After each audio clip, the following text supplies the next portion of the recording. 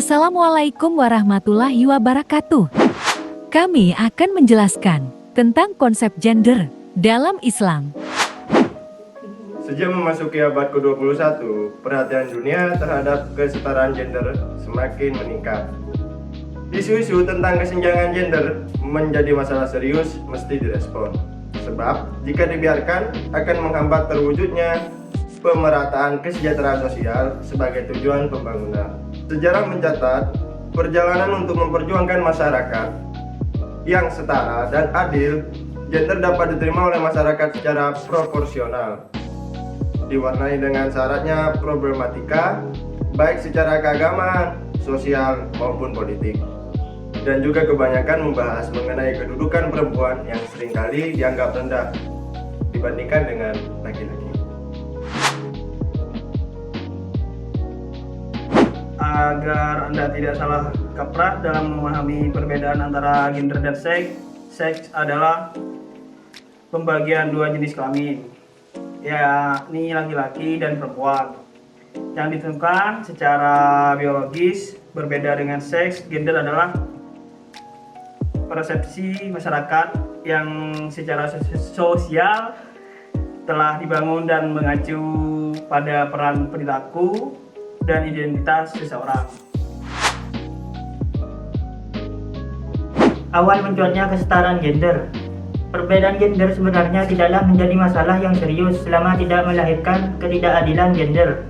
Namun ternyata pada realitanya yang ada, perbedaan gender telah melahirkan berbagai ketidakadilan, baik bagi kaum laki-laki dan terutama terhadap kaum perempuan, baik itu disengaja maupun tidak disengaja, yang akhirnya mempengaruhi sebuah sistem dalam masyarakat tersebut dan bahkan dianggap biasa.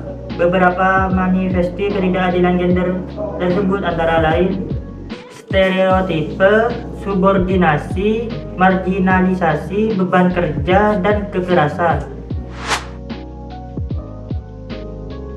Perkembangan kesetaraan gender, kesetaraan dan keadilan gender merupakan bagian dari penegak hak-hak asasi manusia yang menjadi pembahasan khusus dalam forum-forum internasional sejak tahun 1980-an. Perhatian dunia semakin meningkat terhadap kesetaraan gender sebagai berikut bagian penting dalam mencapai kesejahteraan dan keberhasilan pembangunan. Wacana kesetaraan gender dan Islam sebagaimana kelompok konservatif dan moderat yang muncul di negara-negara Timur Tengah merupakan reaksi terhadap gerakan emansipasi dan feminisme barat yang dipandang bertentangan dengan Islam. Pembahasan pemahaman konsep menurut sejumlah ulama tersebut tiga kategori pemikiran tentang konsep kesetaraan dan keadilan gender dalam Islam antara lain kelompok konservatif, kelompok moderat, dan kelompok liberal. Kesetaraan gender dalam Islam ditinjau dari perspektif Islam bahwa Islam merupakan agama rahmatan lil alamin. Dipahami sebagai penempatan laki-laki dan perempuan sama di hadapan Allah Subhanahu wa taala. Artinya nilai-nilai kesetaraan gender dalam Islam menjadi bagian nilai-nilai universal Islam sebagaimana nilai-nilai keadilan, kemanusiaan, dan penghargaan terhadap hak-hak dasar manusia. Salah satu misi Nabi Muhammad SAW sebagai pembawa Islam adalah mengangkat harkat dan martabat perempuan karena ajaran yang dibawanya memuat misi pembebasan dari penindasan.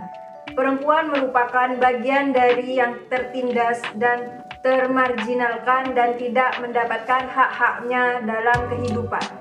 Semenjak menjadi bayi perempuan dalam tradisi Arab jahiliyah, perempuan dianggap sebagai makhluk yang tidak produktif, membebani bangsa dan sumber fitnah. Isu penciptaan manusia, bahwa ciptaan Tuhan yang utama laki-laki bukan perempuan. Karena perempuan diyakini telah diciptakan dari tulang rusuk laki-laki. Karena secara ontologis bersifat derivatif dan sekunder. Menurut Rifat, penciptaan Hawa dari tulang rusuk merupakan keyakinan yang berakar kokoh dari Injil dan bertentangan dengan Al-Quran. Kalaupun ada 6 hadis Nabi yang mendukung penciptaan perempuan dari tulang rusuk laki-laki, menurut analisanya adalah dhaif karena memiliki sejumlah perawi yang tidak bisa dipercaya.